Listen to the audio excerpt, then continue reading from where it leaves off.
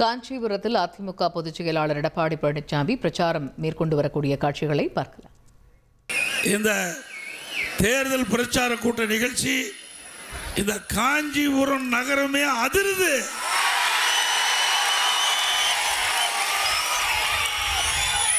திரு ஸ்டாலின் அவர்களே, எங்களுடைய இந்த தேர்தல் பிரச்சார கூட்ட நிகழ்ச்சியில் பொதுமக்கள், வாக்காளர் பெருமக்கள் அவருடைய வாரம் எழுச்சி, அவருடைய முகத்தில் இருக்கின்ற பிரகாசமான ஒளி நடைபெற்ற தேர்தலில் எங்களுடைய அதிமுக வேட்பாளர், கூட்டணி வேட்பாளர் வெற்றி பெற்று விட்டார். காஞ்சிபுரம் அதிமுக கோட்டை.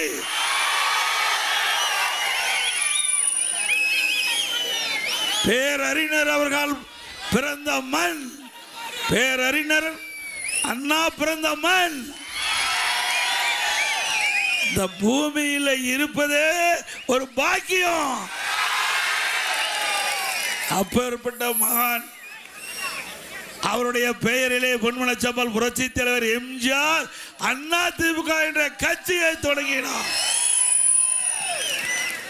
பேர் அண்ணாவுடைய உருவத்தை கொடியிலே பதிக்கப்பட்டிருக்கின்றது.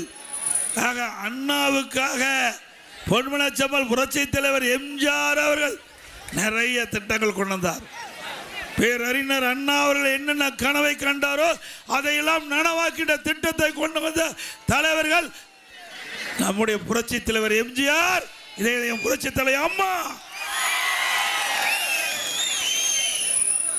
இன்னைக்கு பேரறிஞர் அண்ணா அவர்கள் தொடங்கப்பட்ட கட்சியை திரு கருணாநிதி குடும்ப முன்னேற்ற கழகம் மாத்திட்டார்.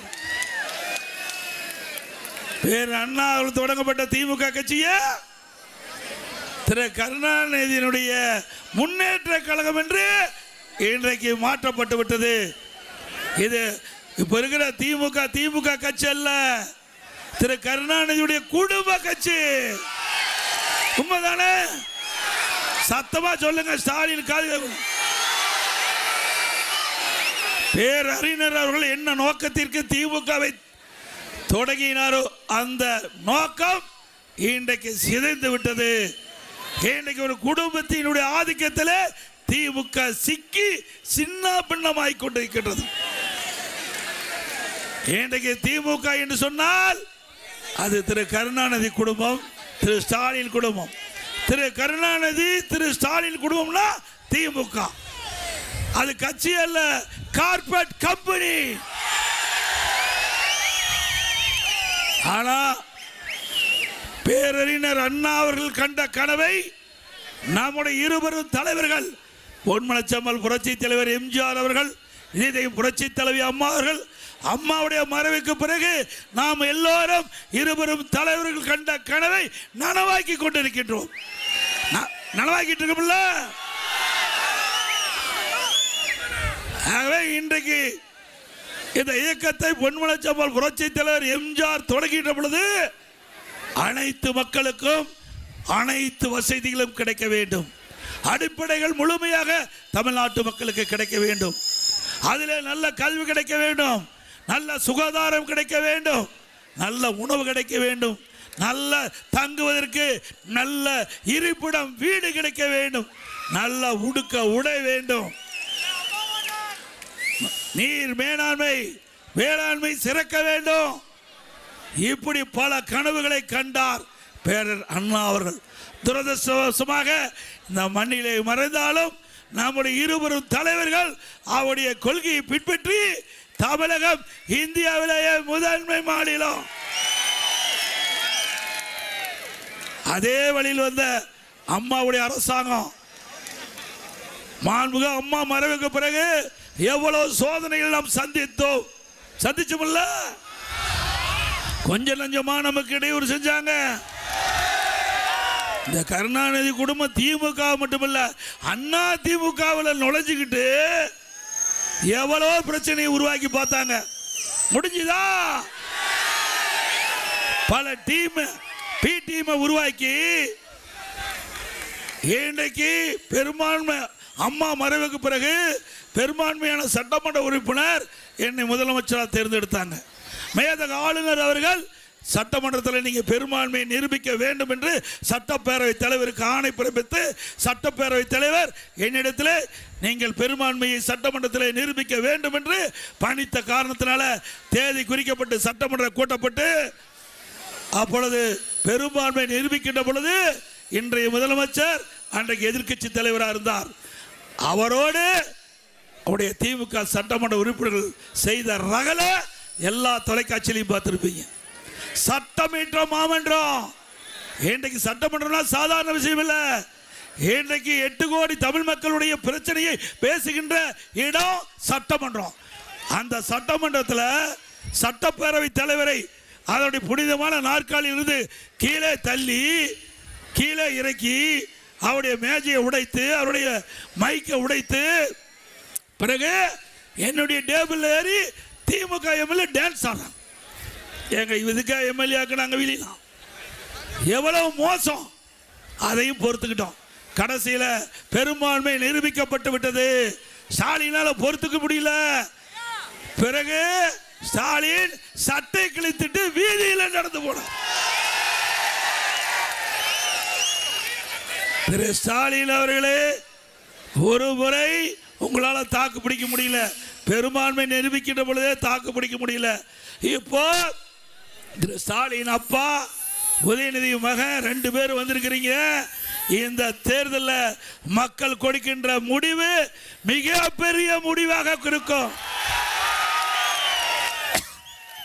அண்ணா திமுக தலைமையில் அமைக்கப்பட்ட தேசிய ஜனநாயக கூட்டணி சார்பாக போட்டியிடுகின்ற வேட்பாளர்கள் 210 பேர் வெற்றி பெறுவார்கள். அண்ணா திமுக பெரும்பான்மையோடு ஆட்சி அமைக்கும். அப்பொழுது வீதியில அப்பாவும் மகனை எப்படி போவாங்கன்னு கற்பனை பண்ணி பாருங்க.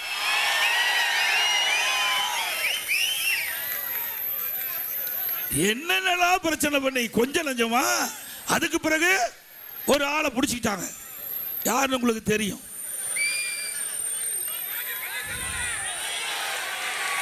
அவரை பிடிச்சி இந்த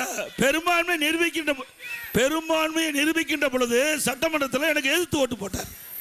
என் கண் முன்னே பொன்மனச்செம்மல் புரட்சி தலைவர் எம்ஜிஆருடைய ஆட்சி, அம்மாவுடைய ஆட்சி, இரவென்றும் பகலென்றும் பாராம ஊர் ஊரா ரத்தத்தை விரைவியா சிந்தி தனக்கு ஏற்பட்ட நோயை கூட பொருட்படுத்தாம அம்மா தமிழகம் முழுவதும் சுழன்று வந்து அண்ணா திமுக ஆட்சி அமைச்சாங்க. அந்த ஆட்சிக்கு துரோகம் விளைவித்து எட்டப்பரா இருந்து ஒருவர் எதிரிலோடு சேர்ந்து நமக்கு எதிராக வாக்களித்தார்கள். அதை கூட நம்முடைய மூத்த தலைமை கழக நிர்வாகிகள் சொன்னாங்க, வேண்டாம் ஒன்னா இணையலாம் அப்படின்னு சொன்னாங்க.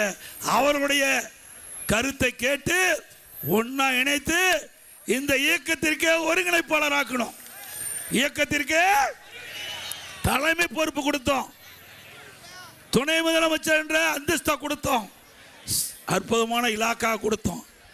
அதுக்கு பிறகு எதிரிகளோடு சேர்ந்து கூட்டு சதி செஞ்சாங்க. நாடா 2021 சட்டமன்ற பொது தேர்தலில் வேண்டுமென்றே திட்டமிட்டு நம்முடைய ஆட்சியை அமைப்பதற்கு நல்ல சூழ்நிலை இருந்தது. தென் மாவட்டத்தில் வேண்டுமென்றே திட்டமிட்டு சுற்றுப்பயணம் மேற்கொள்ளாம திமுக பி டீமா இருந்து வெற்றி வாய்ப்பை இழக்க செய்தார்கள். இப்படிப்பட்டவர்கள் யார் என்று அடையாளம் காட்டப்பட்டு விட்டது. காட்டிட்டாங்கள. பூனைக்குட்டி வெளியில் வந்துடுது. பூனைக்குட்டி உண்மையான முகம் மக்களுக்கு தெரிந்து விட்டது. இப்ப எங்க போய் சேர்ந்திருக்கிறார்?